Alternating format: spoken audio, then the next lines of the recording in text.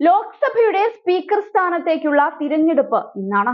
എൻഡിഎക്കായി മുൻ സ്പീക്കറും ബിജെപി എംപിയുമായ ഓം ബിർളയും ഇന്ത്യ മുന്നണിക്കായി കൂടുതൽ കാലം പാർലമെന്റേറിയനായ കോൺഗ്രസ് എംപി കൊടിക്കുന്നിൽ സുരേഷുമാണ് മത്സരിക്കുന്നത്. ഇന്നലെ തന്നെ ഇരുവരും നാമനിർദ്ദേശ പത്രിക സമർപ്പിച്ചിരുന്നു. ഡെപ്യൂട്ടി സ്പീക്കർ സ്ഥാനം പ്രതിപക്ഷത്തിന് നൽകണമെന്ന കീഴ്വഴക്കം പാലിക്കുമോ എന്നതിൽ കേന്ദ്രം വ്യക്തത വരുത്താതിരുന്നതോടെയാണ് ഇന്ത്യയുടെ പാർലമെന്റ് ചരിത്രത്തിൽ ആദ്യമായി സ്പീക്കർ തിരഞ്ഞെടുപ്പിന് കളമൊരുങ്ങുന്നത്. 543 അംഗ ലോക്സഭയിൽ രാഹുൽ ഗാന്ധി വയനാട് സീറ്റ് ഒഴിഞ്ഞതോടെ അംഗബലം 542 ആണ്. ഈ സാഹചര്യത്തിൽ 271 വോട്ടാണ് സ്പീക്കർ പോസ്റ്റിന് ലഭിക്കേണ്ട വോട്ടുകൾ. എന്നാൽ ലോക്സഭയിലെ 7 എംപിമാരുടെ സത്യപ്രതിജ്ഞ ഇനിയും പൂർത്തിയായിട്ടില്ല. ഇതിൽ 5ഉം ഇന്ത്യ സഖ്യത്തിലെ എംപിമാരാണ്. ഇതിനാൽ അവർക്ക് സ്പീക്കർ തിരഞ്ഞെടുപ്പിൽ വോട്ട് ചെയ്യാൻ കഴിയില്ല. കോൺഗ്രസിന്റെ ശശി തരൂർ, തൃണമൂൽ കോൺഗ്രസിന്റെ ശത്രുഘ്നൻ സിൻഹ, ദീപക് അധികാരി, നൂറുൽ ഇസ്ലാം, സമാജ്വാദി പാർട്ടിയുടെ അഫ്സൽ അൻസാരി എന്നിവരാണ് സത്യപ്രതിജ്ഞ ചെയ്യാനുള്ളത്. കൂടാതെ 2 സ്വതന്ത്രരും സത്യപ്രതിജ്ഞ ചെയ്തിട്ടില്ല. സ്പീക്കർ തിരഞ്ഞെടുപ്പിലെ വിജയം ഹാജരായ എംപിമാരുടെ എണ്ണത്തെയും വോട്ടെടുപ്പിനെയും അടിസ്ഥാനമാക്കിയുള്ളതാണ്.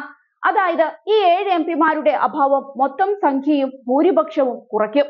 ഇതോടെ ഭൂരിപക്ഷത്തിന് വേണ്ട വോട്ട് 269 മാറും. നിലവിലെ സാഹചര്യത്തിൽ ഓം ബിർളയുടെ വിജയം ഉറപ്പിച്ചിരിക്കുകയാണ്.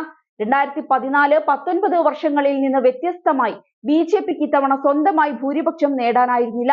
തിരഞ്ഞെടുപ്പിന് തൊട്ടു മുൻപ് എൻഡിഎ ക്യാമ്പിലെത്തിയ ചന്ദ്രബാബു നായിഡുവിന്റെ ടിഡിപിയെയും നിതീഷ് കുമാറിന്റെ ജനതാദൾ യുണൈറ്റഡിനെയും ആശ്രയിച്ചാണ് മൂന്നാം മോദി സർക്കാർ രൂപീകരിച്ചത്. ബിജെപിക്ക് ഒറ്റയ്ക്ക് 240 സീറ്റാണുള്ളത്. എൻഡിഎ കക്ഷികൾ എല്ലാവരും ചേരുമ്പോൾ 293 ഇത് ഉയരും. ഇത് കൂടാതെ YSR കോൺഗ്രസിന്റെ 4 എംപിമാരുടെ പിന്തുണയും ഓം ബിർളയ്ക്ക് ലഭിക്കുമെന്നും വ്യക്തമായിട്ടുണ്ട്. അകാലിദളിലെ Harsimrat Kaur Badal, Nagina MP Chandrashekhar Azad, Shillong MP Ricky Andrew Syngkon എന്നിവരുടെ പിന്തുണയും ബിജെപി തേടുന്നുണ്ട്. അങ്ങനെയെങ്കിൽ 300 വോട്ട് എന്ന് മാന്ത്രിക സംഖ്യ മറികടക്കാനും ബിജെപിക്കാകും.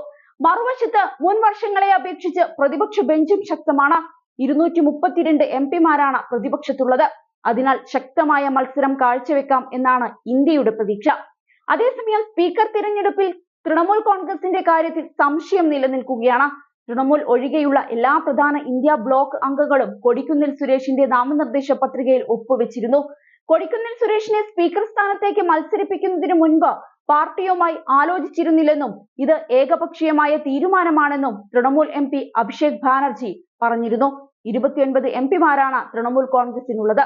അതേസമയം ലോക്സഭാ തിരഞ്ഞെടുപ്പ് ഫലം വന്നപ്പോൾ ഒരു പാർട്ടിക്കും വ്യക്തമായ ഭൂരിപക്ഷമില്ലായിരുന്നു. JDU, TDP എന്നീ കക്ഷികളെ ചേർത്ത സഖ്യ സർക്കാർ ഉണ്ടാക്കിയാണ് ബിജെപി ഭരണം ആരംഭിച്ചത്. ജൂൺ 24-ന് 18ാം ലോക്സഭയുടെ മഴക്കാല സമ്മേളനം ആരംഭിച്ചു. സ്പീക്കർ തിരഞ്ഞെടുപ്പാണ് സമ്മേളന കാലത്ത് ഏറെ ശ്രദ്ധേയം. ആരാകും ലോക്സഭയുടെ അടുത്ത സ്പീക്കർ എന്ന് കാത്തിരുന്നു കാണാം.